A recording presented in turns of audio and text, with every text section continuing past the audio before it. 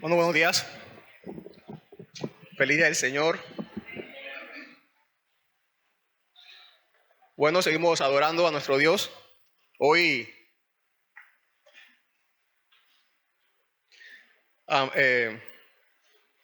lo hemos adorado, cada uno en su adoración privada, individual. Y este es un gozo, porque ahora lo hacemos de manera comunitaria, pública, esperando que, la promesa de Dios de también bendecirnos cuando nos reunimos para adorarle y cantarle, como se decía al principio. Vamos a Éxodo entonces, capítulo 33. Hoy vamos a ver ese capítulo completo. Éxodo capítulo 33.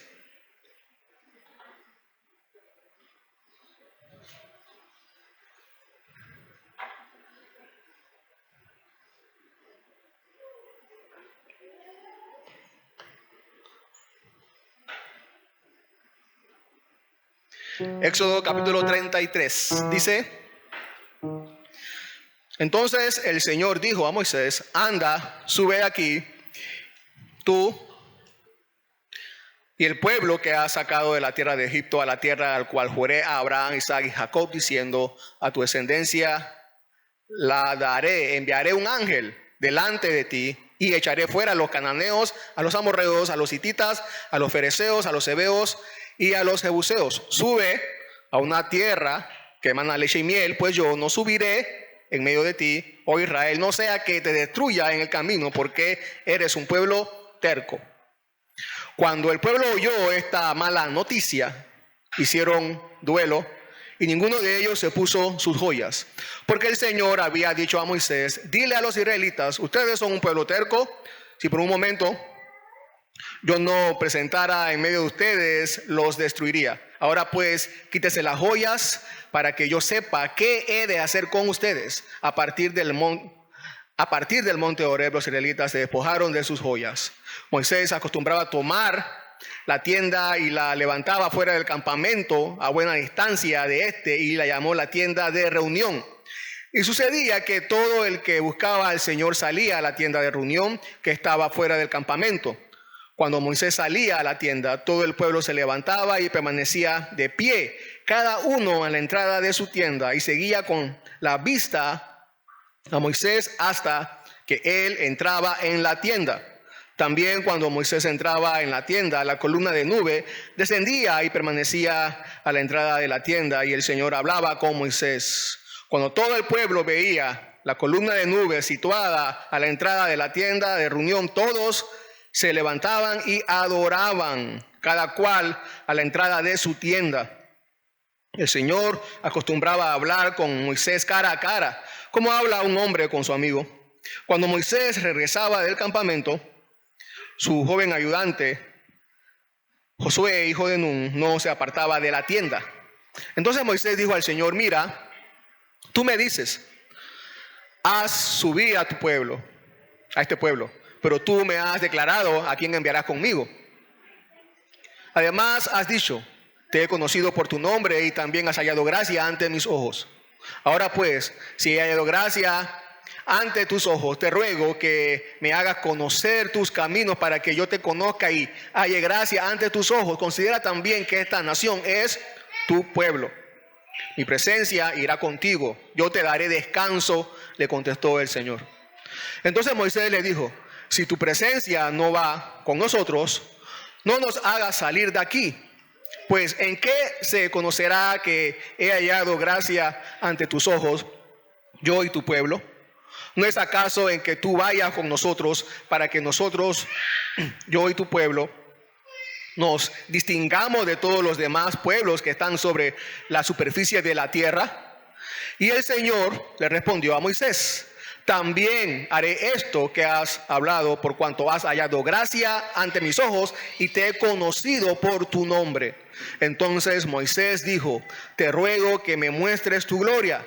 Y el Señor respondió: yo haré pasar toda mi bondad delante de ti y proclamaré el nombre del Señor delante de ti. Tendré misericordia del que tendré misericordia y tendré compasión de quien tendré compasión. Y añadió, no puedes ver mi rostro porque nadie me puede ver y vivir. Entonces el Señor dijo, hay un lugar junto a mí y tú estarás sobre la peña. Y sucederá que al pasar mi gloria te pondré en una hendidura de la peña y te cubriré con mi mano hasta que yo haya pasado. Después apartaré mi mano y verás mis espaldas, pero mi rostro no se verá.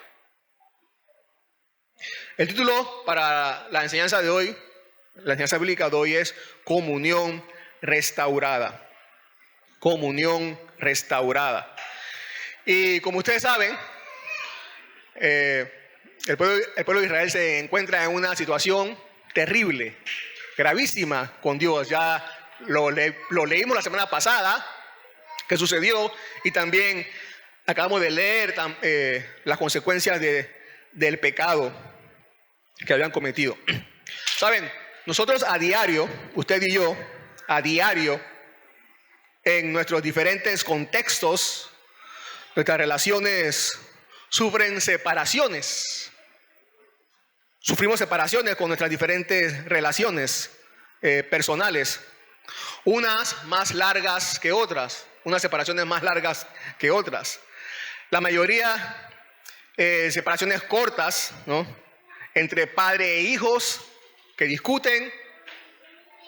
Entre jefe y empleado que discuten. Entre amigos, hermanos en Cristo inclusive, que discuten. Y muchos más tipos de relaciones en las que usted y yo a diario sufrimos en diferentes tipos de separación. Y la más importante es nuestra relación con Dios, que también sufre separación. También la comunión se rompe, como hemos estado viendo en estos capítulos, en estos dos últimos capítulos, aquí en el Éxodo 32 y 33. El salmista en el Salmo 30, versículo 5 dice, porque su ira es solo por un momento, pero su favor es por toda una vida. El llanto puede durar toda la noche, pero a la mañana vendrá el grito de alegría. Gracias a Dios es una comunión que cuando se rompe se puede restaurar también, ¿no? Como decía también el salmista en el Salmo 51 que acabamos de leer, devuélveme, Señor, el gozo de tu salvación. Entonces, ¿qué debemos hacer para volver a experimentar ese favor de que habla el salmista en el Salmo 30? Esa comunión que todos conocemos y que todos hemos experimentado. ¿Qué debemos hacer? Bueno, eso es lo que vamos a ver en esta porción, en este capítulo 33. Aquí se nos muestra que el pueblo de Israel se arrepintió, también que el pueblo de Israel adoró y que el final entonces fue el descanso una vez más en su comunión con Dios. Así que vamos a ver esas tres partes aquí en esta porción del capítulo 33, comunión restaurada. Así que número 1, para esa comunión, para restaurar nuestra comunión con Cristo, aquí se nos muestra primeramente que debemos arrepentirnos. Eso está en el versículo del 1 al 6. Debemos arrepentirnos. Y por supuesto yo sé que no es nada nuevo, todos conocemos eso, pero aquí vamos a ver otras también vamos a recordar estas maravillosas verdades que trae el arrepentimiento. En los tres primeros versículos, el Señor le da la orden a Moisés que siga adelante con el pueblo hacia la tierra prometida. Recuerden que estaba en el monte Sinaí Moisés y el pueblo a los pies, a la falda del monte Sinaí. Y Dios le dice, ve, yo enviaré un ángel para que lleguen a salvo y puedan tomar la tierra de Canaán. Dios entonces se está separando del pueblo de Israel. Dios pronuncia una separación del pueblo de Israel. Ahora, eso no quiere decir que Él va a faltar a su promesa, como acabamos de leer, como consecuencia de la intercesión de Moisés anterior, en el capítulo anterior, ¿se acuerdan? Dios dice que iba a enviar un ángel delante de Él. No el ángel que pudimos ver en el capítulo 23, versículo 20, que pudimos conocer que era el Hijo de Dios o la segunda persona de la Trinidad. No ese ángel, sino un ángel creado. Pero incluso esto debía ser considerado como un favor y misericordia. Pero aún así, ahí mismo podemos leer en esta sección que dice que el pueblo había recibido una mala noticia. Una mala noticia. Es un mensaje terrible, ya que de manera implícita podemos recordar que estas palabras de Dios cancelaban también la construcción del tabernáculo, la morada de Dios. Olvida todo lo que te he dicho, Moisés, del tabernáculo, váyanse, caminen. Esto apoya la idea precisamente de que ya Dios no iba a ir con ellos, así que Dios no necesitaba un tabernáculo, una morada con ellos allí. Terrible situación. Dios entonces manifiesta su separación del pueblo de Israel. La razón de esta separación, como sabemos, ya la leímos, la estudiamos la semana pasada, el gran pecado del pueblo, la idolatría. La idolatría. Recordamos que en Éxodo 20, hablando de los 10 mandamientos, en el versículo 5 dice, no los adorarás ni los servirás. Dios hablando de otros dioses, de otras cosas que podemos tener como Dios. No los servirás, porque yo, el Señor tu Dios, soy Dios celoso que castigo la iniquidad de los padres sobre los hijos hasta la tercera y cuarta generación de los que me aborrecen. Castigo la iniquidad hasta la cuarta generación. Castigo este pecado, hablando de este pecado de la idolatría. Castigo. También en Deuteronomio 7:4 dice, porque ellos, hablando de los ídolos, de las otras cosas que se ponen como Dios, porque ellos apartarán a tus hijos de seguirme para servir a otros dioses. Entonces la ira del Señor se encenderá contra ti y Él pronto te destruirá. Eso es lo que dice el versículo 3, ¿no es así? No sea que te destruya en el camino porque eres un pueblo terco. Destruir.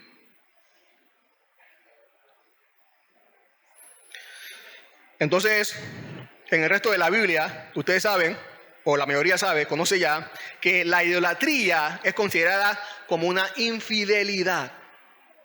Infidelidad a Dios. Ellos han sido infieles a Dios. Es por eso, si vamos más adelante en la historia, porque como dice Dios, son un pueblo terco.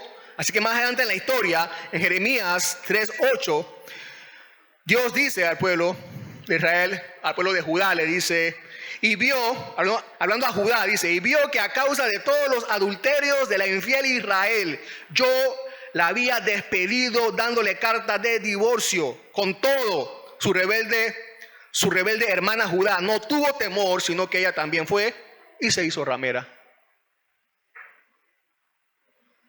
Prostituyéndose, adorando a otros ídolos. ¿Por qué se dijo que el pueblo había cometido un gran pecado? ¿Se acuerdan? En el capítulo anterior. Han cometido un gran pecado. Aquí está la consecuencia. ¿Por qué un gran pecado? ¿Acaso es poca cosa la separación de Dios cuando Dios se aleja? Claro que no. No.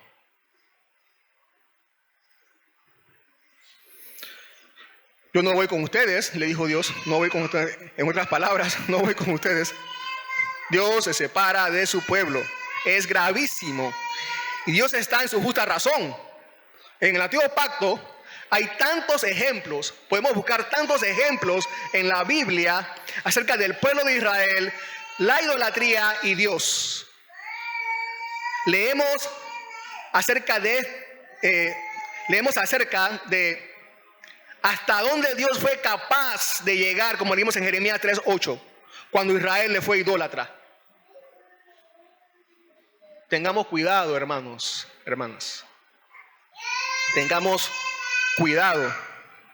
No seamos como esas personas que dicen, no, a mí no me va a pasar. A mí no me va a pasar.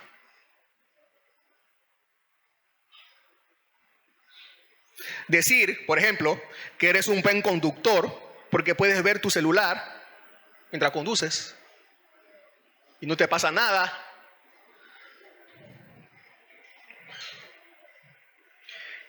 te hace realmente un mal conductor. Decir que eres cristiano porque te sientes cerca de Dios, a pesar de que tienes otras cosas primero que la voluntad de Dios, te hace realmente un falso cristiano. Según 1 Corintios 10, la práctica del pecado es idolatría. Así que debemos revisarnos continuamente que no estemos practicando algún pecado que nos esté haciendo idólatras. ¿Y en qué resulta la práctica de un pecado? Bueno, lo estamos viendo, la ruptura de nuestra comunión con Dios. El pecado nos separa de Dios. Más que todo, Dios se separa de nosotros. Dios se separa de nosotros. Es así. Dios es quien toma la iniciativa de separarse de nosotros. Esa es la verdad. No esa frase bonita que dice, Dios nunca se aleja de ti, tú eres el que se aleja de Dios. No. Dios no puede estar con el pecado. Si fuera por nosotros, si fuera por ti, tú no tendrías ningún problema con pecar y estar con Dios.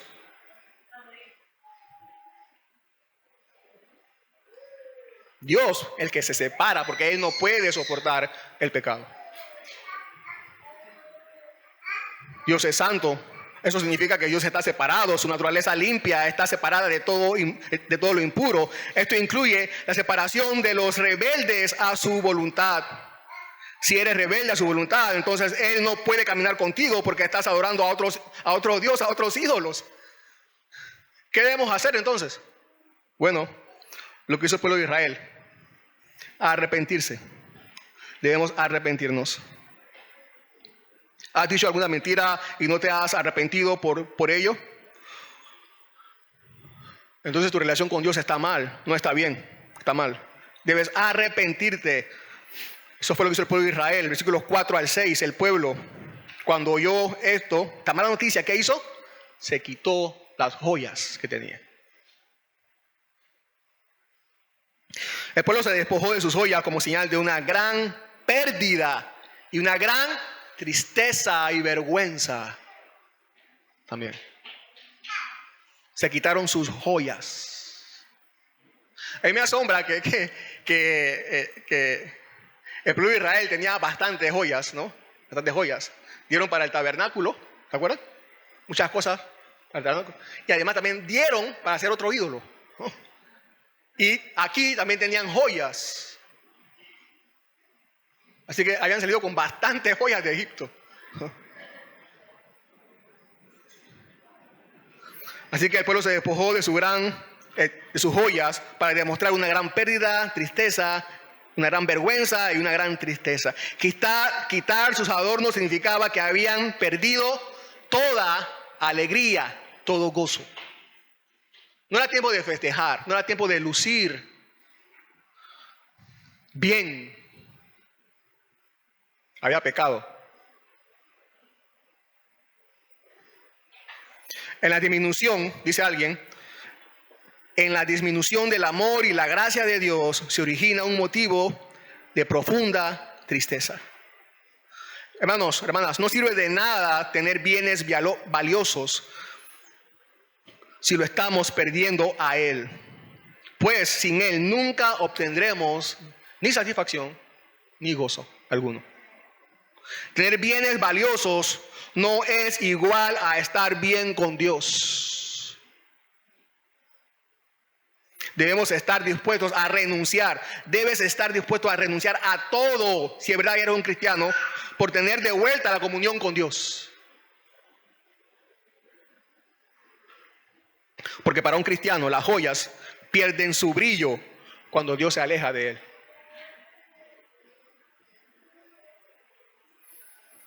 Lo que el texto aquí nos está diciendo es: piensa en ti mismo como un alma inmortal. Entonces, cuenta los tesoros de tu vida, cuenta todos los tesoros que tienes, cuenta todos los bienes que tienes y ve si hay suficiente para mantener tu alma inmortal. Las promesas eternas de Dios están llenas de los verdaderos tesoros de la vida. Los ornamentos del mundo al lado de Dios pierden su brillo. Que nuestros corazones entonces, hermanos y hermanas, dejen de desearlos por encima de Dios, y Dios entonces así podrá hacer en nosotros todos los profundos propósitos de su sabiduría y su amor.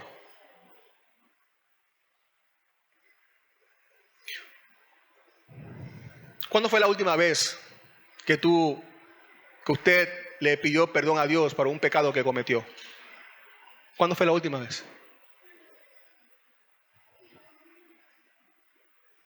Espero, hermanos, hermanas, que no haya pasado más de un día.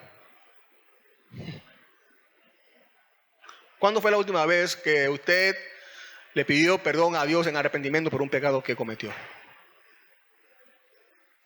¿O es que estás viviendo como si no fueras pecador, engañándote y pensando que está bien tu relación con Dios?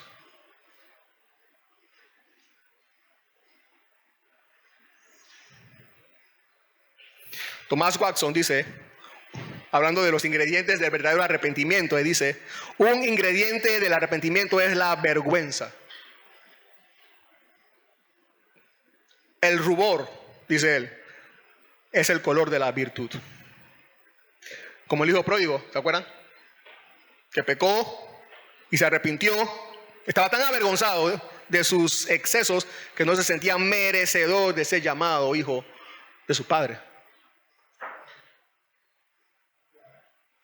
Dice un comentarista: es bueno para ti, aunque ahora no lo parezca, aunque tus ojos estén ahora empapados de lágrimas. Sin embargo, sobre tu oscuridad brillará una luz más pura, hasta que a través de la nube aparezca la corona de la fe y la restauración de tu comunión, que es la restauración de tu comunión con Dios. Ahora, no solamente ellos se habían arrepentido, sino también buscaban en adoración a Dios. Buscaban en adoración a Dios. Los versículos de 7 al 11. 7 al 11, vemos esta verdad. Para restaurar su comunión con Dios. Buscaban adoración, en adoración a Dios. Adoraban a Dios. La ofensa cometida era tan grave que no podía ser revocada de inmediato. Incluso el acto de arrepentimiento del pueblo no había producido más que una promesa de que Dios tomaría el asunto en consideración y determinaría más tarde lo que haría con el pueblo. ¿Recuerdan? En el versículo 5 está eso. ¿No? Así que en el versículo 7 leemos que Moisés levanta una tienda de reunión y la coloca fuera del campamento. ¿Por qué? Otra vez, lo sagrado y lo profano no deben mezclarse. La tienda, entonces, que aquí se menciona, por supuesto, no era el tabernáculo porque todavía no se había hecho, ¿no? Parece ser que era por lo que dice el texto, parece ser que era una tienda de Moisés, o la tienda de Moisés que había entonces adecuado para el propósito de reunirse con Dios para seguir intercediendo por el pueblo. Por eso le llaman la tienda de reunión. El resto, incluso el resto del pueblo también estaba allí, salía, dice, al encuentro, ¿no? Representado por Moisés. Entonces se encontrarían como muestra del deseo del pueblo de volver a la comunión con Dios. El pueblo de Israel se arrepintió. Así que comenzaron a buscar al Señor en adoración. Este es el resultado del verdadero arrepentimiento. En los versículos 8 al 10 dice que buscaban al Señor precisamente en adoración. Cada uno, dice, cuando Moisés entraba a la tienda, ellos también salían y se colocaban ahí de pie en su tienda y allí adoraban a Dios. Todo el tiempo que Moisés estuviera en la tienda, adoraban a Dios. La palabra adorar tiene que ver con postrarse, con inclinarse, humillarse, con poner el rostro en tierra. Esa es la palabra adorar que se usa aquí. Es un acto de inclinarse en homenaje o reconocimiento a la autoridad, sumisión, que se hace generalmente a una autoridad, a un gobernador, a un rey.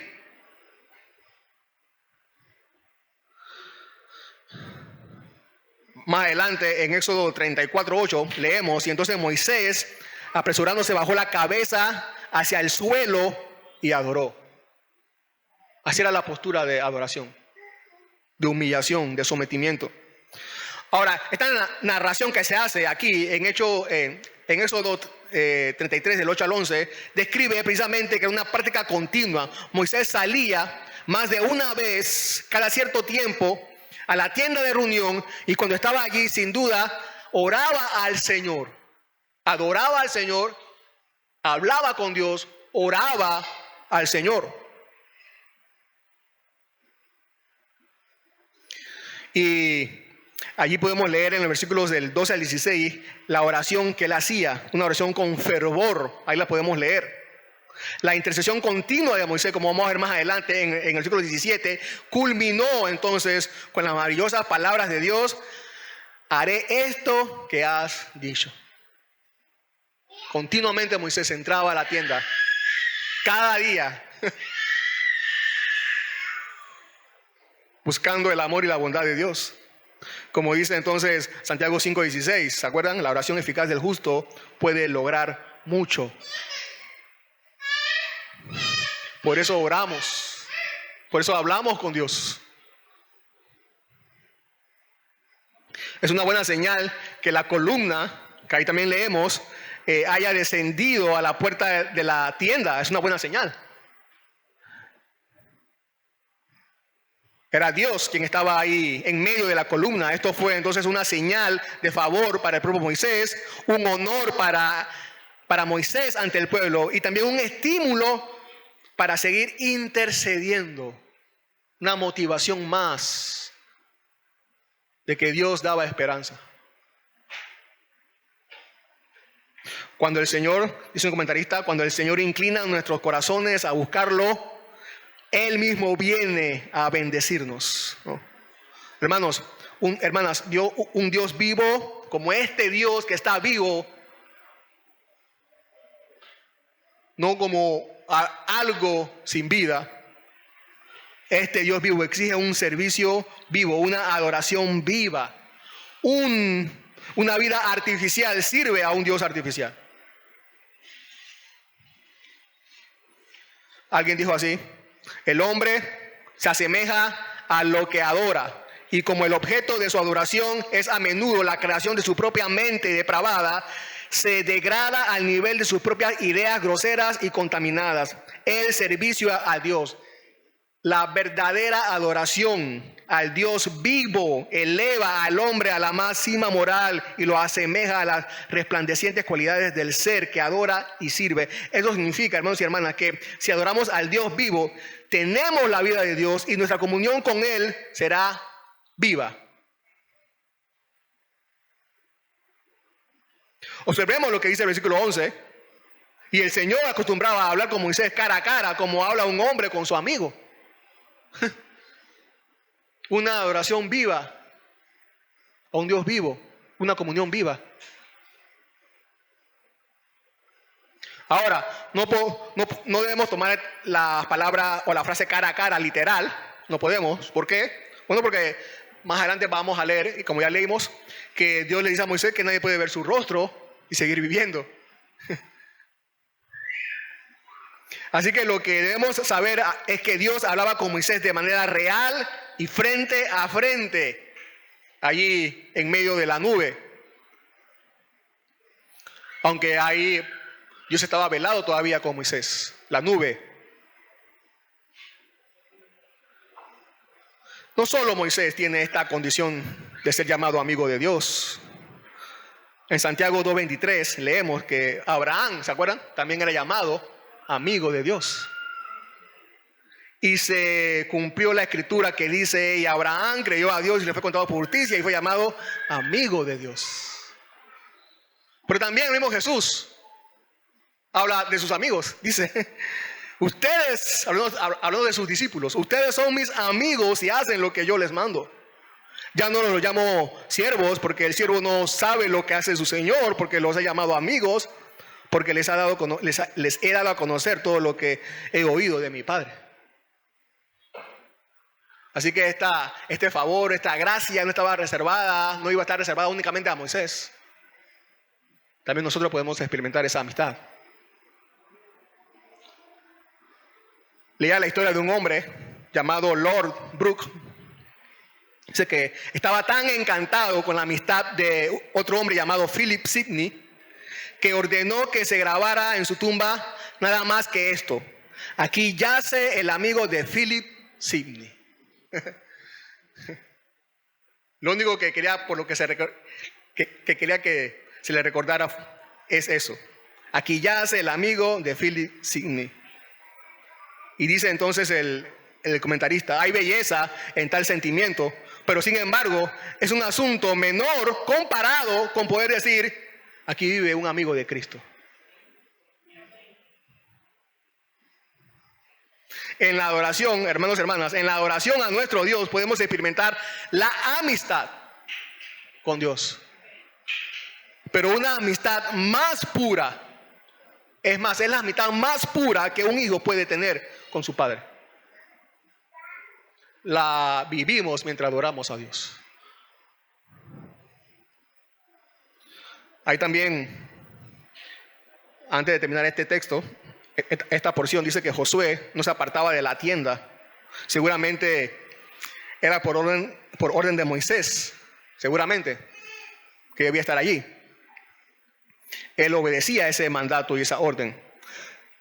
Y era una orden, por supuesto, que se obedecía feliz y contento. Obedezcamos también nosotros esta orden y nunca nos apartemos de la comunión con Dios. Y finalmente entonces, versículos del 12 al 23, después del arrepentimiento y después de la búsqueda a Dios en adoración, entonces viene la última parte en donde Él nos da el descanso que necesitamos, la restauración de nuestra comunión con Él.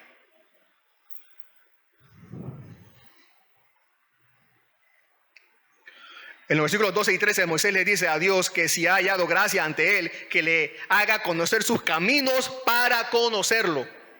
Es lo mismo, ¿se acuerdan? Que acabamos de leer en Juan, que Jesús los dice: son mis amigos porque yo les he dado a conocer la voluntad de mi Padre. Y le dice además Moisés a Dios: considera que este es tu pueblo. Y a continuación, ¿qué hace Dios? ¿Qué dice Dios a continuación? ¿O qué hace? Dice el versículo 14: mi presencia irá contigo y yo te daré descanso, le contestó el Señor. Al fin Dios le dio a Moisés las buenas noticias que quería escuchar él y el pueblo, el resto del pueblo. Yo iré contigo y te daré descanso. Su presencia, dice. O sea, él mismo iría, él mismo.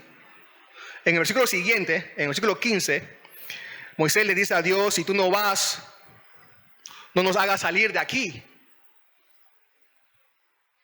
Moisés habló y habló también por todo el pueblo, dijo eso. Pero por eso ellos estaban allí cada día buscando a Dios. A Moisés no le interesaba llegar a Canaán sin Dios.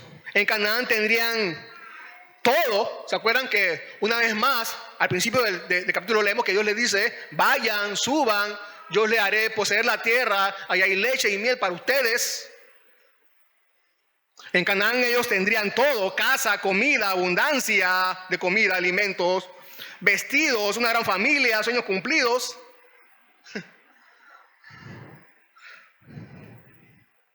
Pero lo que le interesaba a Moisés, según el siguiente versículo, es que el resto del mundo se enterara que Dios fuera conocido como un Dios de gracia, de misericordia. Y eso solo lo sabrán el resto del mundo si Dios iría con ellos. Fíjense lo que dice el versículo 16: pues en qué se conocerá que he hallado gracia ante tus ojos, yo y tu pueblo. ¿No es acaso que tú vayas con nosotros para que nosotros, yo y tu pueblo, nos distingamos de los demás pueblos que están sobre la superficie de la tierra? Señor, todos te conocerán a ti porque eres un Dios de gracia si vas con nosotros. porque nos has perdonado y nos has dado tu gracia y misericordia. Ese era el propósito de Moisés, que todos conocieran que Dios es un Dios de gracia. Dios sabe de paso también, ahí podemos aprender que la señal de que Dios está con nosotros, la señal de que Dios está con nosotros, no son las joyas que tengamos, no son las joyas que tengamos, no son las casas grandes que tengamos, no son los carros últimos modelos que tengamos, no son las joyas que tengamos. ¿Cuál es la señal de que Dios está con nosotros? ¿Cuál es? Que hemos recibido su gracia, su perdón, misericordia.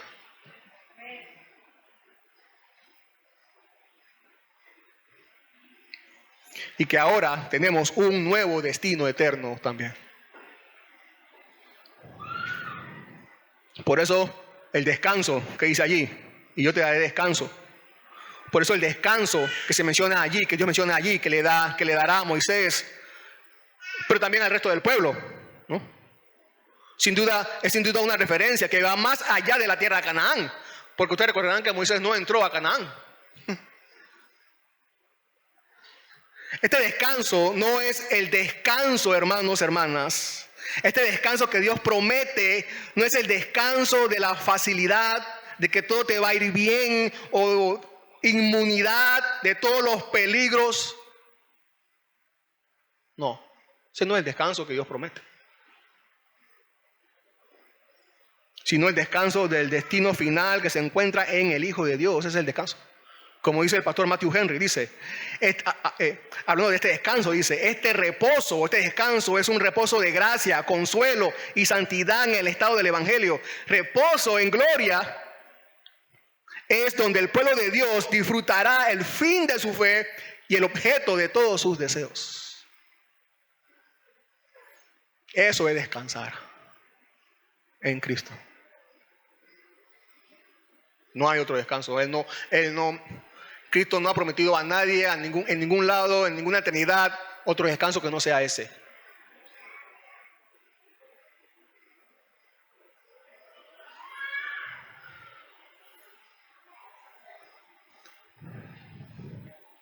Pero Moisés sigue hablando con Dios y va más allá y le dice, muéstrame tu gloria. Muéstrame tu gloria. Versículo 18. Y entonces alguien podría, o por lo menos yo, ¿no? Me preguntaba, ¿qué fue lo que Moisés quiso decir cuando dijo estas palabras? Muéstrame tu gloria. Ahora sabemos que, por supuesto, que antes de este momento, Moisés había visto mucho más de la gloria de Dios que todos los demás hombres que existían en ese momento, ¿no? Muchos habían visto la gloria de Dios en ese momento, ¿no? Dios había mostrado bastante de su gloria a través de su poder. ¿Se acuerdan? En la zarza, con las plagas, en el mar rojo, en el maná, inclusive en el monte Sinaí, cuando daba los mandamientos, truenos, relámpagos, humo, todas esas cosas. Ira, castigo. Su gloria había sido mostrada. ¿Qué quería Moisés entonces? Lo que la palabra gloria significa, para recordar, es peso, un peso. Hablando del valor o la esencia, gloria. Peso, valor o esencia, o lo que se es. Lo que se es. Por eso que algunos traducen la palabra gloria en otras partes de la Biblia como reputación. Otras palabras que pueden sustituir la palabra gloria es esplendor o magnificencia. Muéstrame tu esplendor o muéstrame tu magnificencia, ¿no?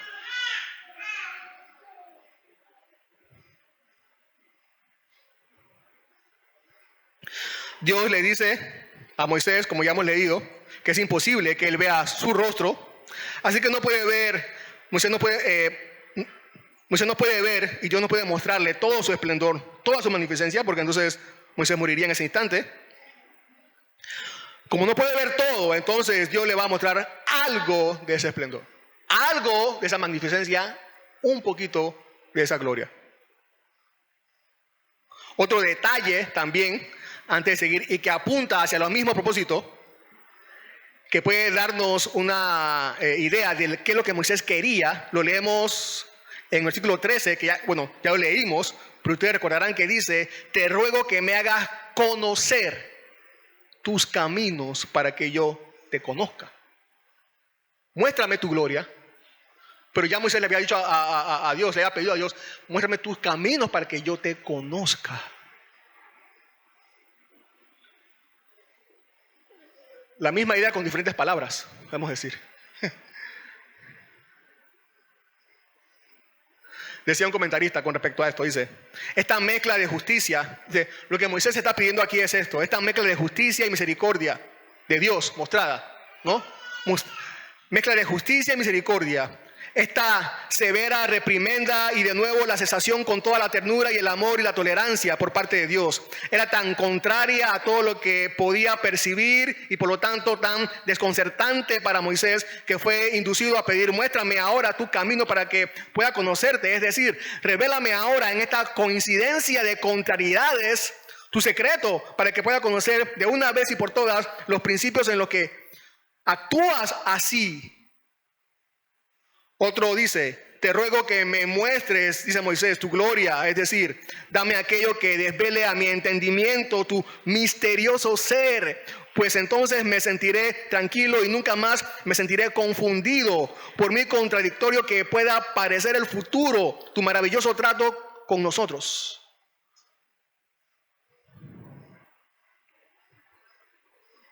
La gloria de Dios también se ha definido como la suma de todos sus atributos.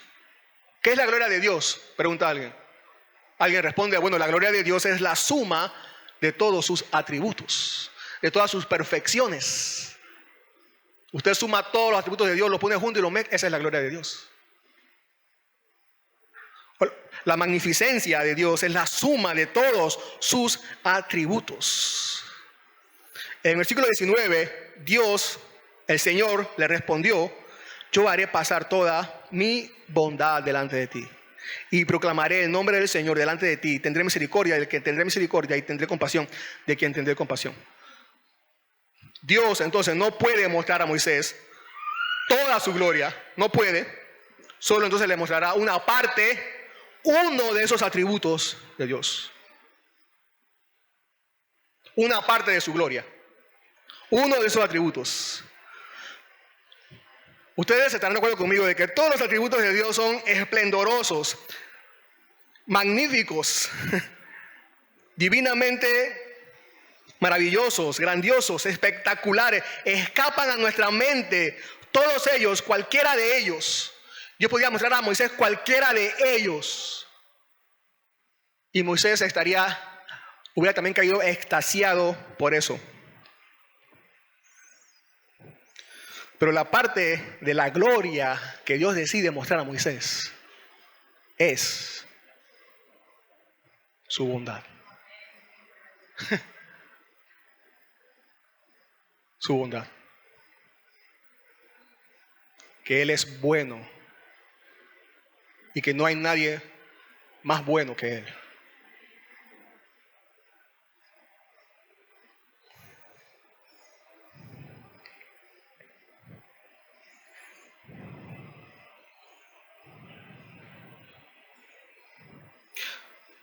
Dice más adelante, en capítulo 34, lo vamos a ver la otra semana. Solamente voy a leerlo solamente, en el versículo 6. Entonces pasó el Señor por delante de él y proclamó: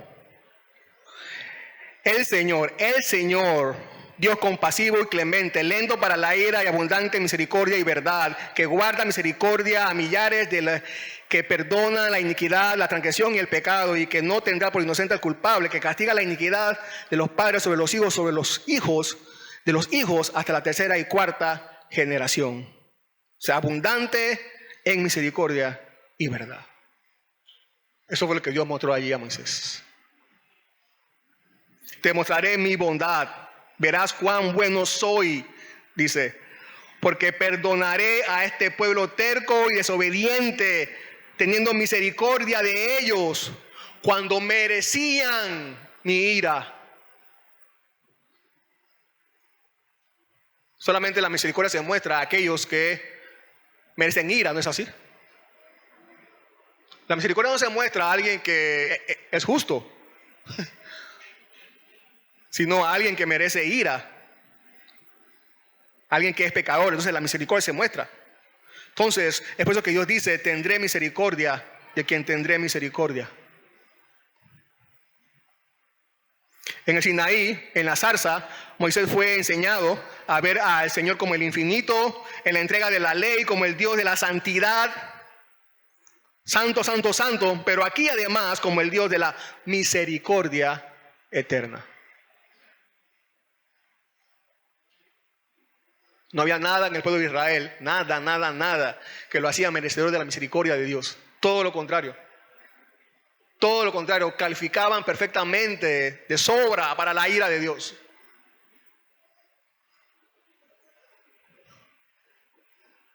Pero él dice: ¿sabe, Moisés? Yo quiero tener misericordia de ellos.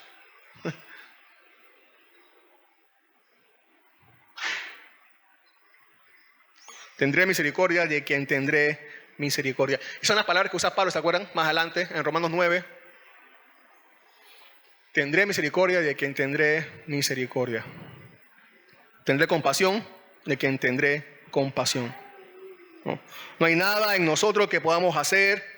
Solamente Dios, por la misericordia y por la compasión de Dios es que hallamos gracia delante de Él, perdón y salvación. Qué maravillosa felicidad debió haber tenido Moisés. Qué maravillosa felicidad debió haber sentido Moisés. Pero fue solo Moisés que Dios se reveló así, a través de su bondad. No podemos decir eso. Usted y yo no podemos decir eso. No es así. Seguramente nos alegraremos cuando recordamos que el privilegio que se le concedió a Moisés en aquellos días ha sido provisto para muchos hoy.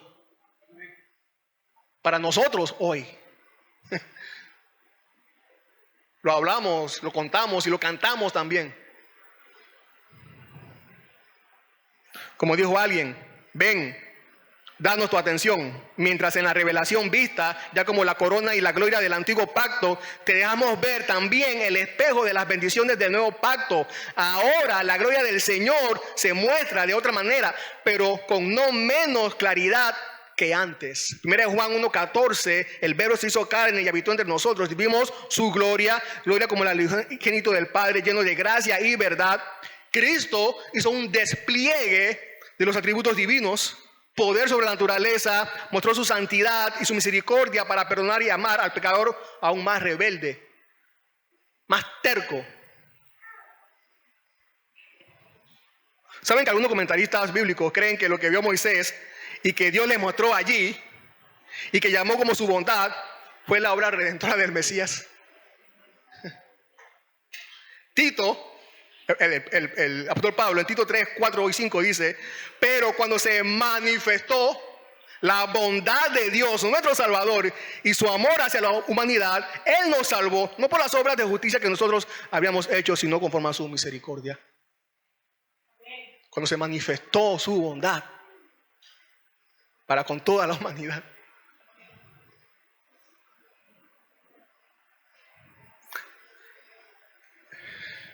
Yo creo personalmente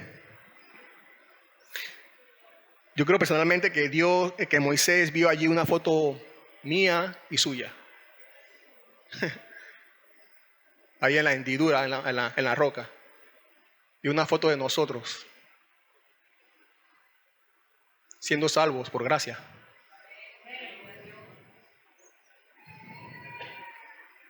Hermanos, ¿para qué nos sirve la bondad de Dios? ¿Para qué nos sirve la bondad de Dios? ¿Para qué? ¿Para darnos casas más grandes? ¿Para darnos carros más grandes? ¿Para darnos más dinero? ¿Para hacernos más prósperos? No. Hay algo urgente para lo que requerimos la bondad de Dios, hermano. Es de vida o muerte, para que perdone todos nuestros pecados.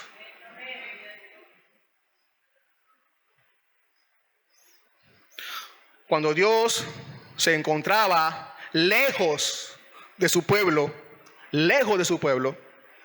Miqueas, el profeta, nos proclama una maravillosa verdad. Miqueas 7, de 18 al 20. ¿Qué Dios como tú, que perdona la maldad y olvida el pecado del remanente de su heredad? No retuvo para siempre su enojo, porque se deleita en misericordia. Él volverá a tener misericordia de nosotros, sepultará nuestras iniquidades y echará en lo profundo del mar todos nuestros pecados. Cumplirás la verdad a Jacob y a Abraham la misericordia que juraste a nuestros padres desde tiempos antiguos. Hermanos y hermanas, esa es mi esperanza y seguro que ahí está la suya también. Señor, gracias por tu palabra. Padre, qué bueno porque podemos arrepentirnos de nuestros pecados, Señor. Qué mal es cuando nosotros nos desviamos, Señor. Somos tan débiles, buscando otras cosas, poniendo en primer lugar otras cosas, Señor. Perdona nuestros pecados, Señor. Qué bueno que tú has provisto los medios, Señor, y el medio que es el sacrificio de Jesús para volver a tener comunión contigo y poder restaurar nuestra relación contigo, Señor. Esa es nuestra... Sabemos, Señor, que tú volverás a tener misericordia de nosotros por tu pacto, por el sacrificio de tu Hijo, Señor. Gracias. Amén.